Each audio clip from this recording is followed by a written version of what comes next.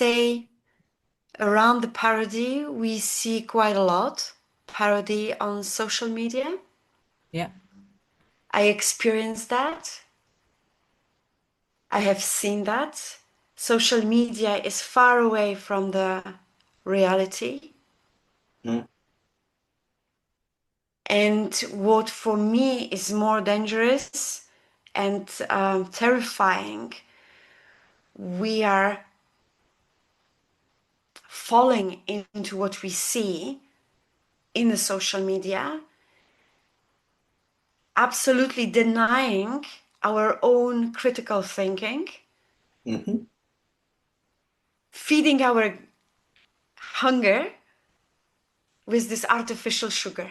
Yes, you're exactly spot on. And the final point is like, I don't know, either I do a maze or circle, but the religious point that JC has raised, it is happening now. But okay, so let's do 1, 2, 3. Strategic table, organizational construct. Okay, let's check what ChatGPT is saying. What? Okay. Family construct. Let's do that. Soup, let's say. No, no, no, no, no. Let's check what ChatGPT will say. Okay, I have a fever. Take the onion syrup. Take this 1, 2, 3. No, no, no. Let me check ChatGPT. Mm.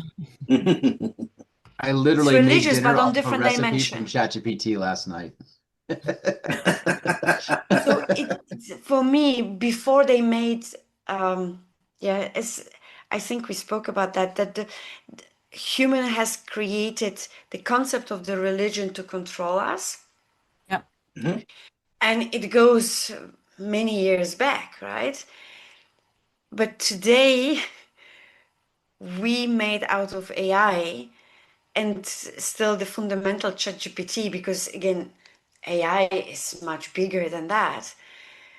But even in the social interaction, we are pooling this AI. No, no, no, we cannot move forward until AI will confirm our opinion. Yes. Yes. And by that, it's becoming a family member Mm. Hmm. Yeah, of most families. yeah. That's the Yeah. parody. Yeah. A complete parody of family values. And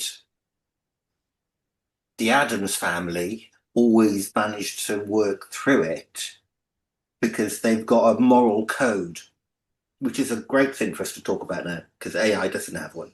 So the Addams family has a moral code. It's not the same as maybe the normie code. They think in a slightly different way, but they have a code and they stick with it and it works for them.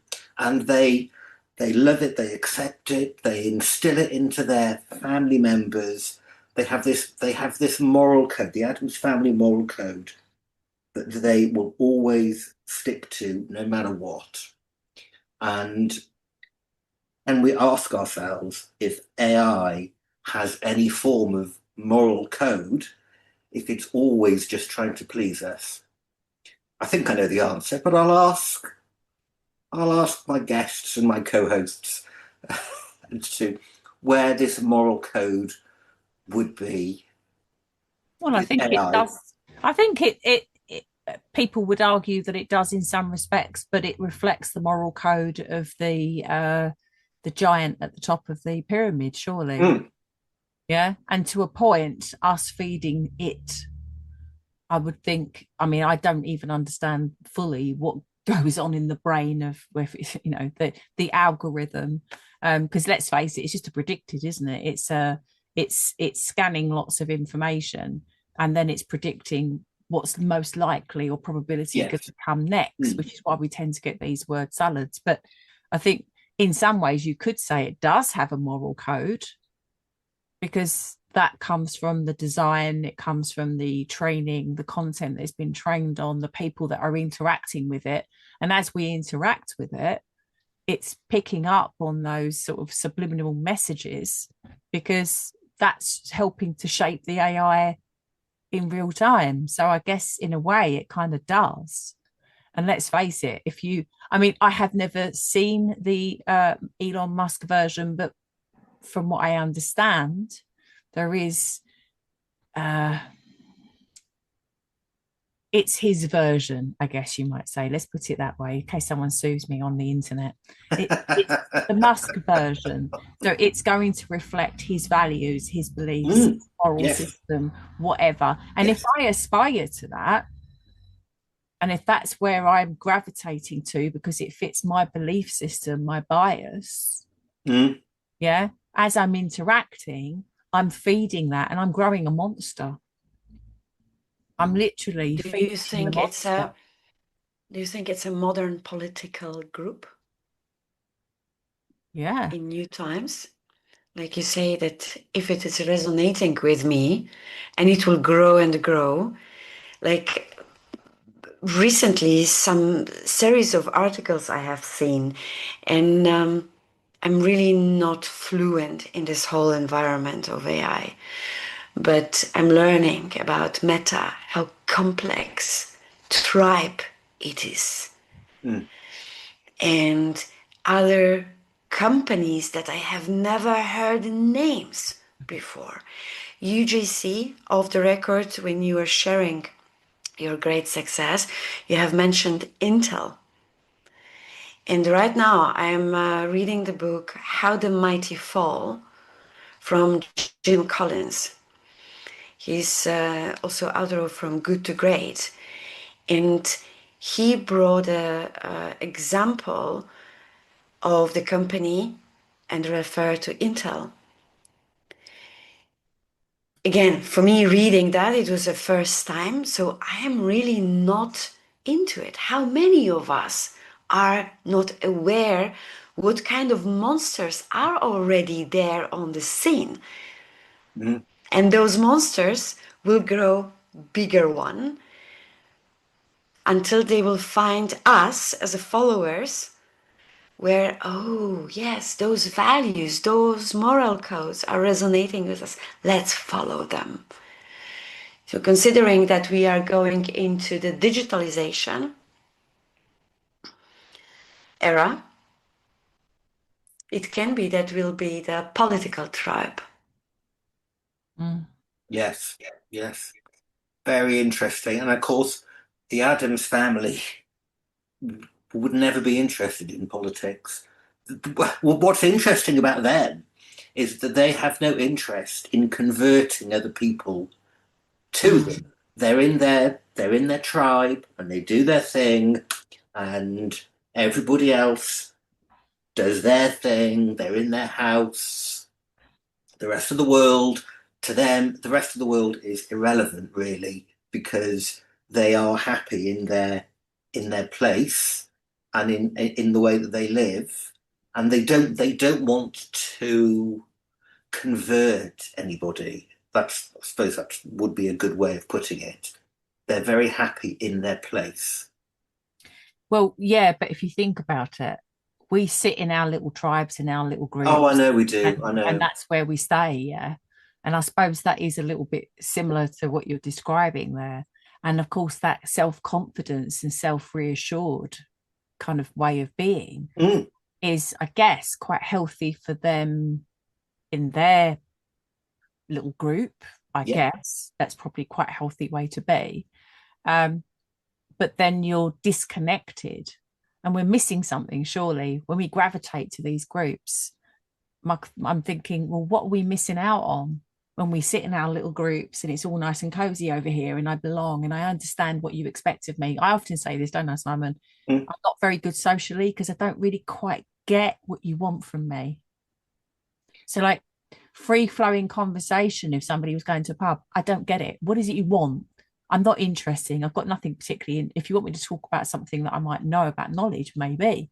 But I'm not interested in what you had for dinner. I'm not interested in where you went on holiday. I actually don't care. I don't get the rules of the interaction. I don't get it. Yes. I'm Interesting. interested Yeah. if you tell me that you've got a completely different experience to me. Now you've got my attention. I'm interested to learn everything I can learn. and I will sit there and have a very good interaction with you about that, but I don't get the rules. So I guess probably I'm guilty of sitting in my little thing and going, I understand this world. It makes me feel warm and comforted. So this is where I'll stay. But Mm. then we become so limited. Um, I guess that sort of feeds where we're attracted to certain kinds of archetypes, isn't it? Mm. And I guess we're very much attracted to the archetype of the, well, I am the superhero, which is kind of how I see Wednesday, to be honest. She's kind of a superhero because she's got these kind of supernatural powers. And she's, yeah. Uh, Mm. and so, yeah, but then we've got the sort of strong man archetype, that sort of rather more negative superhero kind of thing. So yeah, I'm just thinking all these raw thoughts out of my head. I'm just spewing them out like a bunch of garbage, probably. Listening to what But it Magdalena. Never, makes never, sense. never, Sam. We love any It's very contribution. interesting what you have actually said and what is happening with our mind. They are extravagant. Yes. And if we will see this kind of family moving in next to door, Mhm. oh, they are extravagant. We want to get to know them because Mm. they are different, Mm, right? If they are regular, we will not pay attention. mm, Yeah, it's very true. On top of that, when there is a family within our group that they are a bit withdrawing themselves because they are focusing on the value family first, we don't need to have this external noise. The party comes, so shall we invite them? No, they are a bit strange. Off the Mm. list, right? Because it's also something that we like to participate in a common noise. Yes. When there is different one, we immediately feel challenged. So for me, it is about limited ability, capability to accept others, differences, mm, as well limitation, what Sam has said, limitation in societal interactions. Like the Addams family, they have been together, but they were very open when someone came in, very Mhm. hospital, right? Yeah. All these things. mm. But there are also limitation. Mm. There's a set of standards we will serve our guests and waiting when they will leave. Or I scaring them off think so they I think may this they is a good Moral place code of to hospitality. yeah. I think this is a good place to bring back Pugsley. Oh We yeah. yeah. haven't mentioned him yet. And because I was thinking a minute ago about, about Wednesday, she's kind of the star of the more recent Addams Family renditions in Mm, media right mm, now, and very popular in that regard. And but Pugsley, of course, he's different. He's not a typical Addams. Like amongst the Addamses, he's not typical. In fact, he's a parody of a parody inside of a parody mm. in his own right, right? And I Yeah. thought about Wednesday. I thought, what if Wednesday wasn't as special as she is? What if she didn't have her Mm. superpowers? What if she wasn't good at everything she does? What if she wasn't so precise? What if all she had was one or two of the character traits that she displays? Would she be enough? Would we accept her Mm. as something to appreciate if she didn't have all that stuff? And Magdalena just said something about how if our neighbors move in and they're just kind of regular, eh, like how many of us really know our neighbors? And some people do. Some people are fantastic at getting to know their neighbors and being part of their immediate community, the actual people that they live amongst and work amongst and do things with. But so many of us, especially with the advent of social media and technology and everything else, I'm talking to you folks across the pond, as you will, right now, instead of having a conversation with anybody in my neighborhood that just lives right outside the house with me. I'm spending 2 or 3 hours a week talking to you, and I barely spend 2 or 3 hours in a month talking to most of my neighbors. And I love my neighbors. I have excellent neighbors. We've had fun conversations. We enjoy each other around holidays and stuff. We bring cookies to each other. Mm. I've borrowed my neighbor's truck. My neighbor, he's an electrician. He comes over. He's helped me with a few things. So I've got good neighbors. We got good connection. But I guarantee you, I've already spent more time with Simon than I have with any than I have spent with all of my neighbors around my house for the last 3 years I've lived here. I've Wow. already Send spent the more time with greetings him because now to I them. found a connection with Simon and with Sam and others in this little podcast that I enjoy and it's fun for me. But I wanted to bring back Pugsley because Pugsley really is Wednesday if she had nothing going on. And Pugsley is also portrayed as somebody a little bit lacking in Yes. mental acuity. Yes. And he's a bit silly now. And of course, Wednesday loves to torture her little brother. But those of us who grew up in families or no siblings, that there's a reason why that sarcasm and that parody of torturing your little brother is enjoyable for us because we can relate to it Yeah. on a familial level. But I think the familial level is precisely where we're dancing around this topic of AI and Yeah. humanity Mm. and all these things that we're broaching in our discussion here. Because Sam said something a little bit earlier about missing something that we was it yeah we our needs were being fulfilled right by something like there was that maybe social media is filling a need, filling a gap that we have. And what is that gap? And I think Simon has put it in perspective with the general questioning that he's giving about the Addams family, this nuclear family, this family that loves each other, that has each other's back. They are on each other's side completely. They are loyal to death to each other. And but Simon and I had a conversation about this a while back about that concept of loyalty.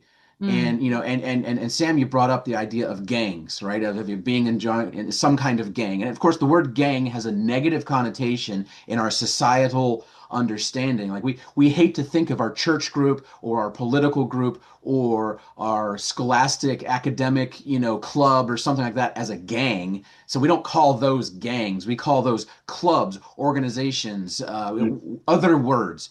But when we say the word gang, that negative connotation has to do with groups of individuals who've truly been ostracized from family, truly been ostracized from Mm. society, and in their free will interpretation of the world have decided to align with a group of people who typically utilize violence and or law-breaking activities as a way of unifying themselves with each other. Yeah. That's kind of the connotation I think we get when we Yeah. hear the word gang. And Mm. so it's negative in nature because we don't like that we're rule-following people. And yes, there's rules of the gang, but the gang likes to break all the other gangs' rules. Right. And they like to fight against rival gangs. They like to go against the system and all these other things. And so it's kind of difficult to pinpoint it, but I think that's the thing that's missing, that need, that psychological need that we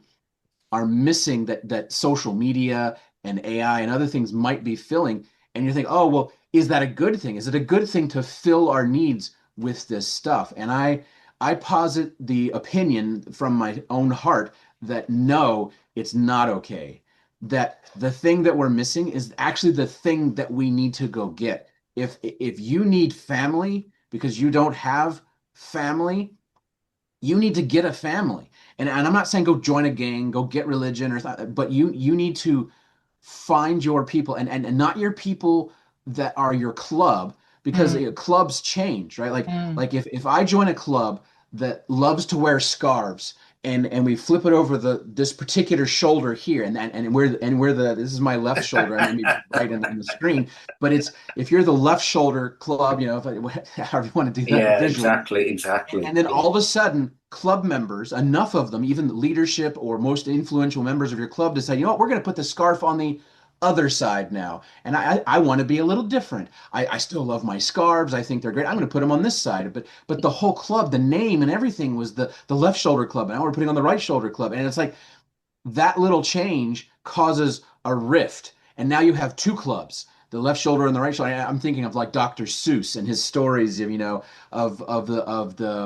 they're on the niches and the, what do they call them? The little creatures that he has in the Dr. Seuss stories that are sneeches and niches, or I forget what they call it. It has eluded me in my current conversation points, but some of them have stars on their bellies and some of them don't. And then somebody comes in with a machine, right? And helps the niches, change their bellies so they either do have a star or they don't have a star.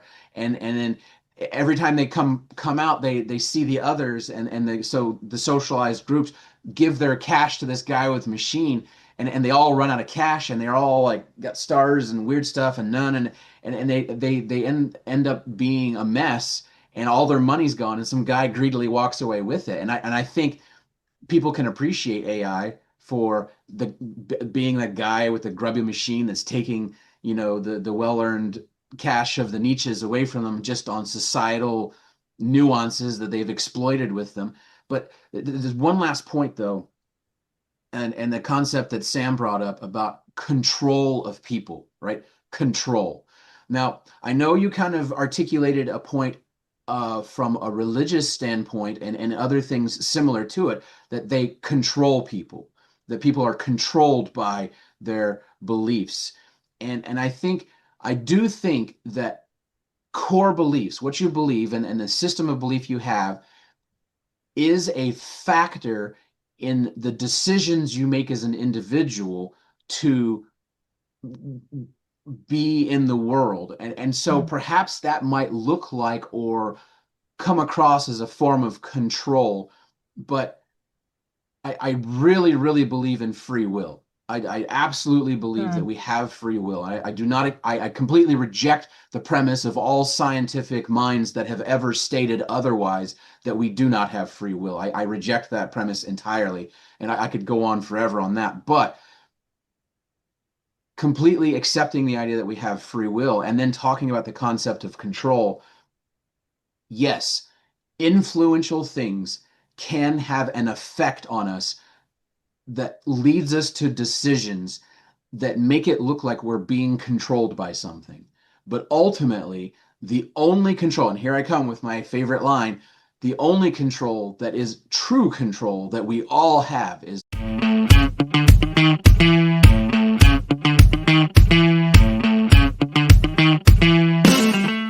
Have you ever felt like AI is taking over? Well, we know that AI is the biggest workplace shift since the internet, and it's already here. This is AI and I, the age of co-intelligence.